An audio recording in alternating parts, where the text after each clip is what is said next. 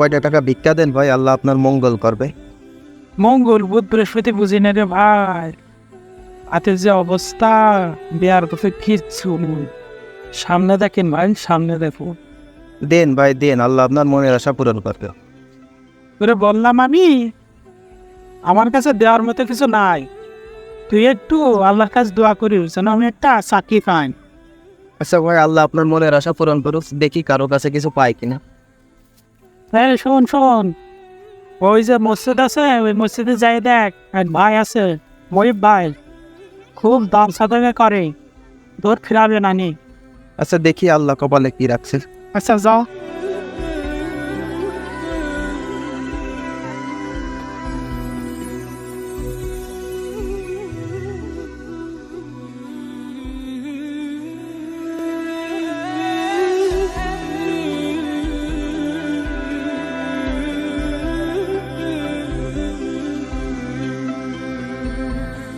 কিরে চলে আসলি, তোর কিছু দিছে?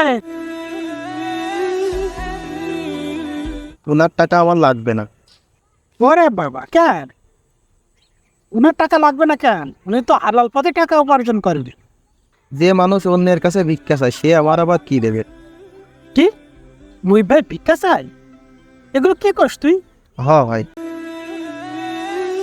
হে আল্লাহ, আপনার প্রতি অনেক শুকরিয়া। আপনি আমাকে অনেক ধন সম্পদ দান করেছেন, যার জন্য আমাকে অন্য কারোর কাছে হাত পাতা লাগে না। আপনি আমাকে অনেক নিয়ামত দান করেছেন, আপনার প্রতি অনেক শুকরিয়া আল্লাহ। আল্লাহ, আমি একটা গাড়ি কিনতে চাই, আমার কাছে কিছু জমানো টাকা আছে, বাকি টাকার ব্যবস্থা আপনি করে দেন আল্লাহ। আমি আপনার দরবারে ভিক্ষা চাই আল্লাহ, আপনি আমাকে ভিক্ষা দেন আল্লাহ। আমি আপনার কাছে ভিক্ষা চাই আল্লাহ, আমার যে আপনি ছাড়া কেউ নেই আল্লাহ, কেউ নেই। মুহিব ভাইও আল্লাহর কাছে ভিক্ষা চাই, তাই এখন থেকে আমিও আল্লাহর কাছে ভিক্ষা চাবো, মানুষের কাছে আর না। আরে ভাই তুমি ঠিকই করেছো, মানুষ তো ভিখারি, দেওয়ার মালিক তো শুধুই আল্লাহ। ভাই আপনার না একটা চাকরি লাগবে, আপনিও আল্লাহর কাছে চান, আল্লাহ আপনাকে ফিরাবে না। ইনশাল্লাহ আমিও সেটাই করব। যাই তাইলে আমি। রাসূলুল্লাহ সাল্লাল্লাহু আলাইহি ওয়াসাল্লাম ইরশাদ করেছেন, তোমাদের রব চিরঞ্জীব ও মহান দাতা। যখন কোনো বান্দা হাত উঠিয়ে দোয়া করে তখন তিনি তার খালি হাত ফিরিয়ে দিতে লজ্জাবোধ করেন।